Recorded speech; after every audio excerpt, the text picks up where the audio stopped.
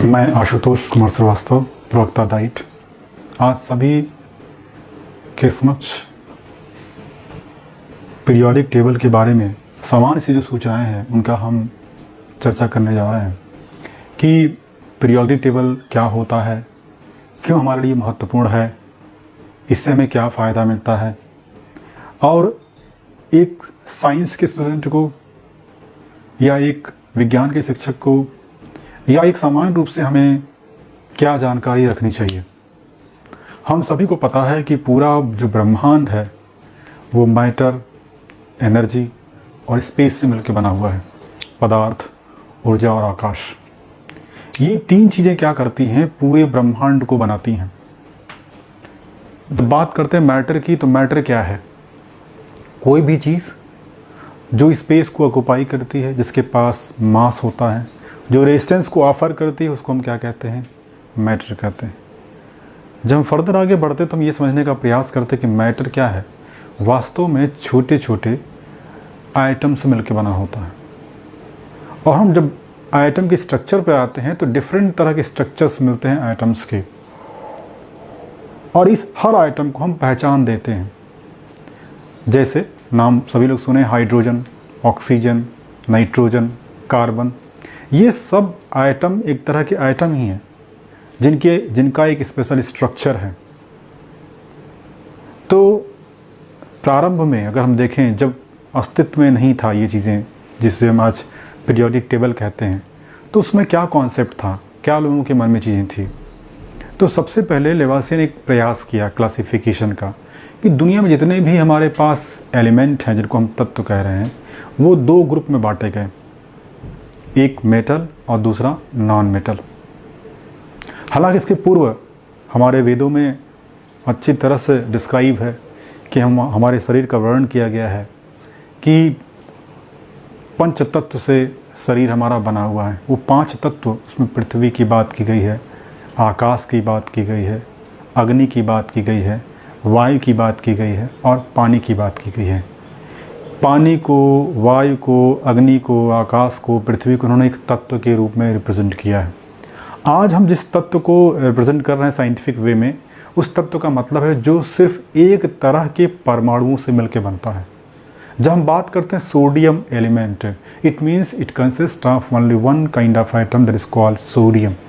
अगर उसमें कोई और एलिमेंट आ गया, कोई दूसरी तरह का आइटम का इंट्रेंस हो गया, तो फिर वो सिर्फ एलिमेंट नहीं रह जाएगा, वो कंपाउंड हो सकता है, वो डिफरेंट तरह का मॉलिक्यूल बन सकता है। लेकिन हम जिसकी बात करने जा रहे हैं वो तत्व की। और क्लासिफिकेशन जब आवश्यकता हुई लोगों को, और रिसर्च में जब आगे बढ़े, तो फिर एक नया क्लासिफिकेशन आया, प्रयास किया डोबेराइनर ने, जिन्होंने नाम दिया ट्राइड लॉ, त्रिक नियम दिया, ट्राइड लॉ। ट्राइड का मतलब क्या था कि the group of three elements, tried, the try means three, try तीन को ऐड किया गया, और वो एडिशन क्या था? ग्रुप ऑफ थ्री एलिमेंट्स का था, जिनको ट्राइड नाम दिया गया, ट्राइड एलिमेंट कहा गया।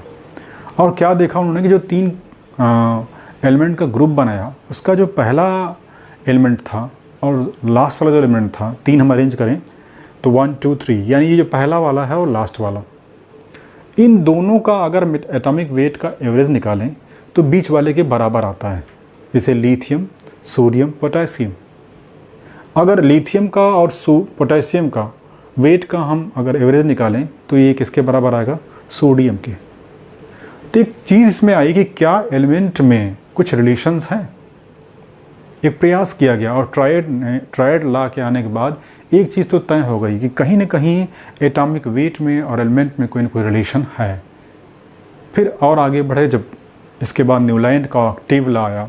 ऑक्टेव लॉ वो उसी तरह से जैसे हमारे संगीत, शास्त्रीय संगीत पद्धति में 7 सुरों की बात की जाती है, तो सा रे गा मा पा धा नी, फिर जो 8वां हम करते हैं फिर से सा आता है।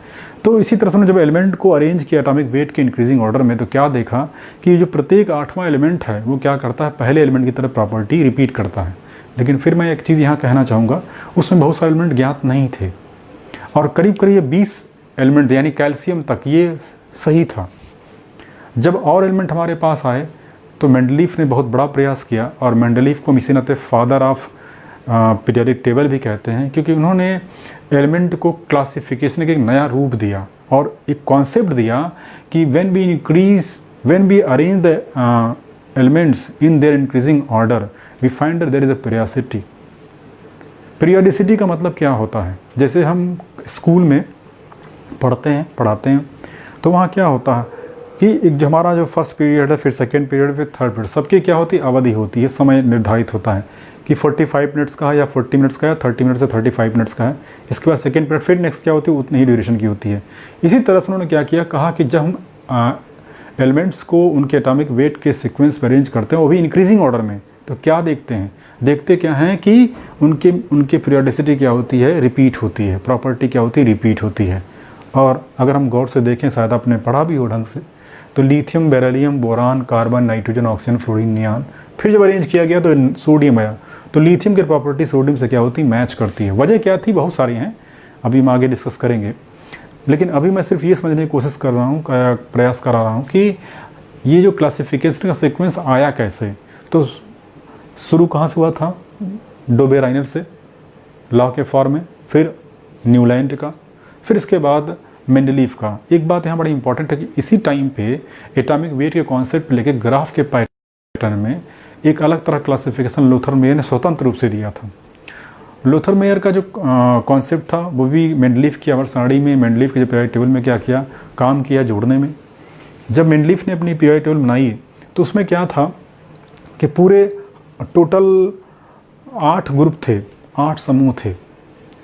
और सबसे ख़ास बात क्या थी कि मेंडलीफ ने उन एलिमेंट को भी स्थान दिया था जो डिस्कवर नहीं हुए थे।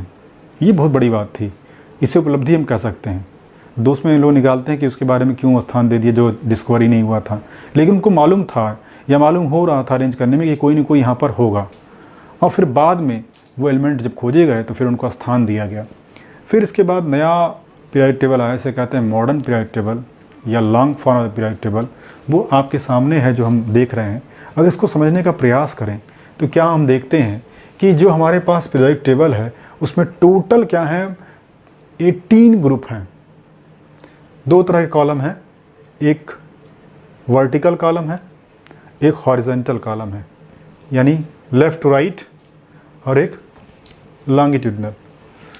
तो जो वर्टिकल कॉलम है, ऊर्ध्वाधर खाने हैं, इनकी संख्या कितनी है? 18। गिने ज़रा सा, 1 2 3 4 5 6 7 9 10 11 12 13 14 15 17 18। यानी पूरा जो हमारा एलिमेंट है वो 18 जो एलिमेंट हैं उनको, जो 118 हमारे एलिमेंट खोजे गए अब तक हैं, उनको क्या किया गया? वर्टिकल कॉलम में और हॉरिजॉन्टल कॉलम में अरेंज किया गया, जिसको नाम दिया गया लॉन्ग फॉर्म पीरियोडिक टेबल। इसकी कुछ खासियत है। क्या खासियत? ज़रा देखें इसको कि इसमें एलिमेंट को जब अरेंज किया गया तो मोज़ले का एक कॉन्सेप्ट आया था। मोज़ले ने कहा कि वास्तव में किसी भी एलिमेंट की जो प्रॉपर्टी होती है, एटम की जो प्रॉपर्टी होती है, डिपेंड करती है एटॉमिक नंबर पे, न कि एटॉमिक वेट पे। तो जो नया क्लासिफिकेशन बना वो किस पर बेस्ड है? वो एटॉमिक नंबर पे है। तो एटॉमिक नंबर के बेस में यानी इन एटम्स को अरेंज किया गया, एलिमेंट्स को अरेंज किया गया in the increasing order of their atomic number. तो हम अगर बात करें पूरे पीरियोडिक टेबल की, तो उसमें जो हम बात कर रहे थे कि 18 ग्रुप हैं और 7 पीरियड हैं। तो जो पहला और दूसरा ग्रुप है ये पूरा एस ब्लॉक कहलाता है। 13 से लेके 18 तक का ये पूरा पी ब्लॉक कहलाता है। थर्ड ग्रुप से लेके 12 ग्रुप तक ये क्या होता है? डी ब्लॉक कहलाता है। और ये क्या कहलाता है? F block. यानी पूरा अगर हम बात करें तो हमारे पास एक एस ब्लॉक हो गया, एक पी ब्लॉक हो गया, ये डी ब्लॉक हो गया, एफ ब्लॉक हो गया। बात ऐसा, ये S block, P block, D block, F block क्यों है? ऐसा नाम क्यों दिया गया? तो आप सभी जानते होंगे इलेक्ट्रॉनिक कन्फिगरेशन में ऑफ-बाउ रूल पढ़ा होगा आपने, और वहाँ आपने एसपीडीएफ सिस्टम में इलेक्ट्रॉनों की फीलिंग पढ़ी होगी। इलेक्ट्रॉनों को जब हम भरते हैं तो क्या एसपीडीएफ ऑर्बिटल में भरते हैं, 1s 2s 2p 3s 3p sequence में। तो देखा गया जिन एलिमेंट का लास्ट इलेक्ट्रॉन s ऑर्बिटल में इंटर करता है उसको हम s ब्लॉक एलिमेंट मानते हैं। जिस एलिमेंट का या जिस आइटम का लास्ट इलेक्ट्रॉन p ब्लॉक में इंटर करता है, p ऑर्बिटल में इंटर करता है, उसे हम क्या कहते हैं? p block element. जिसका इलेक्ट्रॉन d ऑर्बिटल में इंटर करता है उसको हम क्या बोलते हैं? d ब्लॉक का एलिमेंट कहते हैं। इसी तरह से यह ब्लॉक एलिमेंट डिसाइड किया गया। एक ज़बरदस्त चीज़ यहाँ पर एक देखेंगे आप कि सारे एलिमेंट को सीक्वेंस में अरेंज किया गया, लेकिन दो अलग पैरेलल ग्रुप में ये नीचे रखा गया है। जो वास्तव में इसी से निकाल के रखा गया, वो कहाँ से रखा गया है? बेरियम के बाद, रेडियम के बाद, बेरियम के बाद 57 से लेकर 71, वास्तव में यहाँ पर लैंथनम है और एक्टिनियम है। लैंथनम के बाद जितने एलिमेंट्स हैं 14, ये टोटल तो लैंथनम को लेकर 15 हो जाएंगे, लेकिन सीरियम टू लुटेशियम तक और थोरियम से लेकर लॉरेंसियम तक ये जो दो ग्रुप बनता है, पहले को बोलते हैं लैंथेनाइड और दूसरे को बोलते हैं एक्टिनाइड। लैंथनम के बाद बना है लैंथेनाइड और एक्टिनियम के बाद बना है एक्टिनोइड। तो इस तरह से क्या पूरे 14 एलिमेंट हमारे ये सीरीज़ में अरेंज किए गए हैं, जिन टोटल देखें 28 एलिमेंट्स। हम बात करते हैं पीरियोडिक टेबल्स की, तो हमारे जो पूरे एलिमेंट्स हैं उनको देखें तो वो क्या है, पूरे 4 ब्लॉक में अरेंज हैं। वो 4 ब्लॉक क्या है? Yes, P, D, F. Yes में कितने एलिमेंट हमारे पास हैं? यस में हमारे पास हैं 13 एलिमेंट, पी में कितने हैं 37, डी में कितने हैं 40 और एफ में कितने हैं 28। टोटल अगर हम ऐड कर दें तो 118 एलिमेंट्स हमारे पास आ जाते हैं। यानी आज हमारे पास 118 एलिमेंट्स हैं। आगे बढ़ते हैं। जो यस ब्लॉक है इसमें 2 ग्रुप है, फर्स्ट ए और सेकेंड ए। यस में क्या है? फर्स्ट ए है और सेकेंड ए है। जो फर्स्ट ए है इसको बोलते हैं अल्कली मेटल यानी क्षारीय धातु, और सेकेंड ए क्या है? अल्केलाइन अर्थ मेटल यानी क्षारीय मृदा धातु। अल्कली और अल्कलाइन अर्थ मेटल ये वास्तव में बेसिक मेटल हैं, बेसिक नेचर वाले मेटल हैं, जो जिनकी ऑक्साइड क्या करते हैं या हाइड्रोक्साइड क्या होते हैं, बेसिक नेचर के होते हैं और स्ट्रॉन्ग बेसिक बिहेवियर शो करते हैं। ज़्यादातर हम जितने भी बेस की बात करें तो हम इन्हीं की बात करते हैं। आप नेचर में भी देखते हैं sodium hydroxide, magnesium hydroxide, potassium hydroxide, calcium hydroxide. ये हाइड्रोक्साइड हम सबसे ज़्यादा ही उपयोग करते हैं और इनके साल्ट भी ज़्यादा उपयोग करते हैं। सोडियम की बात करें, सोडियम क्लोराइड है, मैग्नीशियम क्लोराइड है, पोटेशियम क्लोराइड है, कैल्शियम क्लोराइड है। इनके कार्बोनेट भी यूज़ करते हैं, सोडियम कार्बोनेट है, मैग्नीशियम कार्बोनेट है, पोटेशियम कार्बोनेट है और कैल्शियम कार्बोनेट है। नेचर में सबसे ज़्यादा मिलते भी हैं। दूसरा पी ब्लॉक एलिमेंट हमारा है। पी ब्लॉक में बोरन फैमिली है, कार्बन फैमिली है, नाइट्रोजन फैमिली है, ऑक्सीजन फैमिली है, हैलोजन फैमिली है और इनर्ट गैसेस हैं। इनकी बात करें पी ब्लॉक की, तो पी ब्लॉक में क्या खासियत है कि ये सारे के सारे करीब करीब नॉन मेटल हैं। ये मेटल बिहेवियर का और ये नॉन मेटल का है। ऐसा फीचर क्यों आता है इस पर भी हम लोग थोड़ी चर्चा करेंगे आगे बढ़ेंगे तो। और बीच में इन दोनों के जो पूरा ग्रुप है वो ट्रांजिशन फेज का होता है। जब हम यस से पी की तरफ बढ़ते हैं तो बीच में एक ट्रांजिशन फेज आता है, इसको बोलते हैं क्या? ट्रांजिशन एलिमेंट कहते हैं। और उसमें क्या है? डी ब्लॉक के पूरे आते हैं। ये हमारा नॉन मेटालिक ग्रुप हो गया और ये हमारा ट्रांजिशन मेटल हो गया। और ये जो है लैंथेनॉइड, एक्टिनोइड, इन्हें रेयर अर्थ एलिमेंट कहते हैं या इनर ट्रांजिशन एलिमेंट कहते हैं। इनर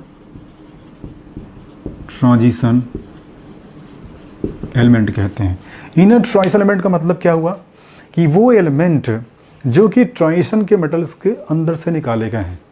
हालांकि इस पर आज भी एक क्वेश्चन मार्क है कि वास्तव में ये इसी का पार्ट था, इसको बाहर क्यों निकाला गया। कई रीज़न हो सकते हैं अगर हम समझने का प्रयास करें तो, कि ये पूरा 14 एलिमेंट हैं। अगर 1-2 होता तो शायद उसमें सेट हम कर पाते, 14 को कैसे यहाँ हम शो कर पाएंगे। पहली चीज़ तो ये थी। दूसरी बात ये कि इसकी प्रॉपर्टी इससे डिफरेंट होती है। और आप शायद पढ़े होंगे 12th में 11th में कि 2 चीज़ें आती हैं, लैंथेनॉइड कॉन्ट्रैक्शन और एक्टिनोइड कॉन्ट्रैक्शन। वो जो फीचर है वो क्या करता है, इनके प्रॉपर्टी में काफ़ी चेंजेस लाता है, जबकि ये फीचर इसके अंदर नहीं है। आगे बढ़ते हैं। अब इन एलिमेंट को जब हम अरेंज करते हैं इंक्रीजिंग ऑर्डर में एटॉमिक नंबर के, तो क्या हम पाते हैं कि लगातार इनके अंदर इनकी जो प्रॉपर्टीज़ हैं उनमें एक पीरियोडिसिटी होती है। अब बात करें वो प्रॉपर्टीज़ क्या हैं। वास्तव में इन प्रॉपर्टीज़ को एक नाम दिया गया है जिसे हम कहते हैं पीरियोडिक प्रॉपर्टी। Periodic properties. ये जो पीरियोडिक प्रॉपर्टीज़ हैं क्या क्या हैं? इसमें सबसे पहला इंपॉर्टेंट है एटॉमिक साइज। Atomic size. इसी तरह से दूसरे हमारे पास है electronegativity, electropositivity, ionization, energy, metallic property, catalytic property, magnetic property. तो इतनी चीज़ें हमारे पास आती हैं जो कि एक तरह से इनको हम देखें तो ये पीरियोडिक प्रॉपर्टीज़ में आती हैं। ख़ास तौर से आपने 2-4 का नाम ज़रूर सुना होगा, एक और इसमें छूट गया, इलेक्ट्रॉन अफिनिटी। इलेक्ट्रॉन अफिनिटी तो atomic size, electronegativity, electropositivity, ionisation energy, electron affinity, इस पर बहुत सारे प्रश्न भी आते हैं कंपटीशन में भी, एग्जामिनेशन में भी। तो इनको पहले समझने का प्रयास करेंगे, फिर इसके बाद हम लोग और जो प्रॉपर्टीज़ है जैसे मेटालिक, कैटालिटिक और मैग्नेटिक प्रॉपर्टीज़ की बात करेंगे। तो नेक्स्ट पार्ट में हम ये समझेंगे कि एटॉमिक साइज़ क्या होती है, आयनेशन एनर्जी क्या होती है। Thank you.